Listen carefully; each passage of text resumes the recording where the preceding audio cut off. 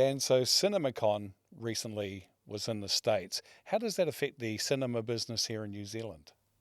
If I could backtrack a couple of months, if Yep. that's okay. So you have summer in New Zealand, Yes. and we had a pretty funny summer here in New Zealand. Some people are reluctant to even call it that. Yep. I feel like summer happened in March, and before that we had, sorry to bring up bad memories, people, but we had some really terrible weather. Yes. So it's a funny old time, and then you move into the April school holidays. Mm. CinemaCon hits, and all of a sudden there's a huge injection of the studios releasing new trailers, new posters.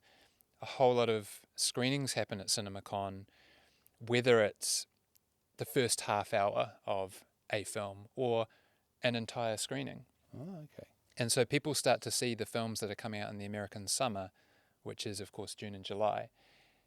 It's also, accordingly, our midwinter. But again, it comes down to the big films releasing get people on seats in theatres. So even though you would think in New Zealand that the winter is our busiest time because it's raining and it's cold and people want to be in a nice, warm, cozy, comfortable theatre, it tends to not be outside of those July school holidays. Right. But having the American summer delivering all that content, because literally the studios are releasing, let's face it, to the biggest market in the world, which is the US, we get all of those films here too. And so that's what CinemaCon does, is it starts to get people all pumped up for those films. And as an example, they showed The Flash to the finished version of The Flash to the audience over there. Oh. And then when it hit who directed it, they cut it. So no one saw any Oh. post-credit scenes. So the studios do things like that, and then they bring out, talent onto the stage.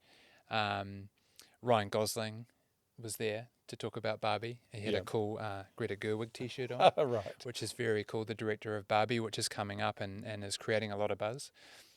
So what it really does is just all of a sudden you start to get this real interest in the industry, and then of course that feeds out to the market of here's all this new content. And in fact, it's almost like there's too much. It's for lack of a better term, an avalanche of content. It's exciting. There's just new trailers coming out, and I mean, I'm really excited about a lot of the stuff we're seeing. Disney in their presentation for their 20th century, I'm not going to say Fox, because it's no longer part of the name. That's right. For their 20th century presentation, they actually released the new trailer for the first time of Taika Waititi's new film.